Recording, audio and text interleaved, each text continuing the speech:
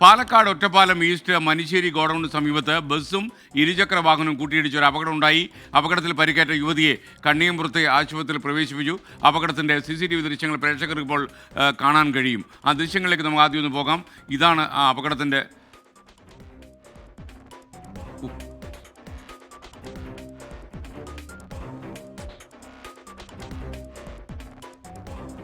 കാണുമ്പോൾ ഈ വണ്ടിക്ക് ബ്രേക്കൊന്നും ഒരു സാധനം ഇല്ലെന്ന് സംശയം തോന്നിപ്പോവും.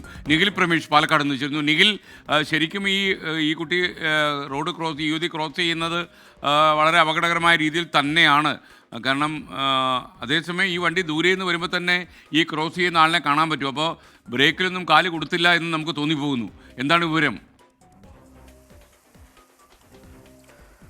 തീർച്ചയായിട്ടും സ്കേൻ ഇന്ന് വൈകിട്ട് 5:30 കൂടിയിട്ടാണ് നമ്മൾ നടക്കുന്ന ഈ അപകടമുണ്ടായത്.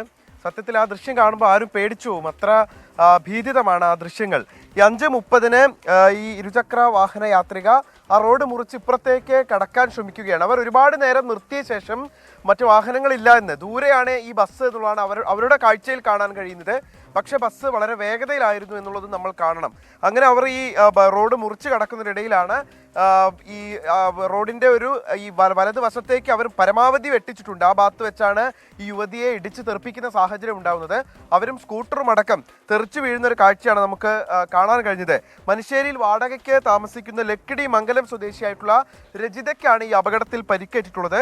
ഇരുചക്ര വാഹനം ഈ ബസ്സിനടിയിൽ പെടുന്ന ഒരു സാഹചര്യം ഉണ്ടായി. ബസ് ഇടിച്ചതോടെ തന്നെ രജിത ഈ ഇരുചക്ര വാഹനത്തിൽ നിന്ന് തെറിച്ചു വീണിരുന്നു. അതുകൊണ്ട് തന്നെ അവർക്ക് അതായത് ഈ വാഹനത്തിന് അടിയിൽപ്പെടുന്ന സാഹചര്യം ഉണ്ടായില്ല എന്നുള്ളത് ആശ്വാസകരമായിട്ടുള്ള കാര്യമാണ്. ഒറ്റപ്പാലത്ത് നിന്നും തൃശ്ശൂർ ഭാഗത്തേക്ക് പോകുന്ന സ്വകാര്യ ബസ്സാണ് ഈ അപകടത്തിൽപ്പെട്ടത്.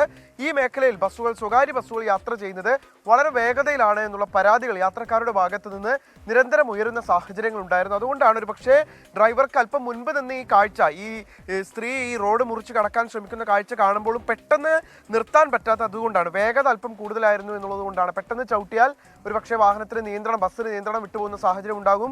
പുറകിലുള്ള വാഹനങ്ങൾ ഒരുപക്ഷെ വന്നിടിക്കാനുള്ള സാധ്യതയുണ്ട്. അത്തരത്തിലുള്ള അവസ്ഥകളൊക്കെ ഉണ്ട്. എന്തായാലും ഈ നിശ്ചിതമായിട്ടുള്ള നിയോഗിക്കപ്പെട്ടിട്ടുള്ള ദൂരത്തിനും കൂടുതലാണ് ആ വേഗതയെങ്കിൽ തുടർ നടപടികളടക്കം ഉണ്ടാകുമെന്നാണ് ഇപ്പോൾ മോട്ടോർ വാഹന വകുപ്പ് അടക്കം അറിയിക്കുന്നത്.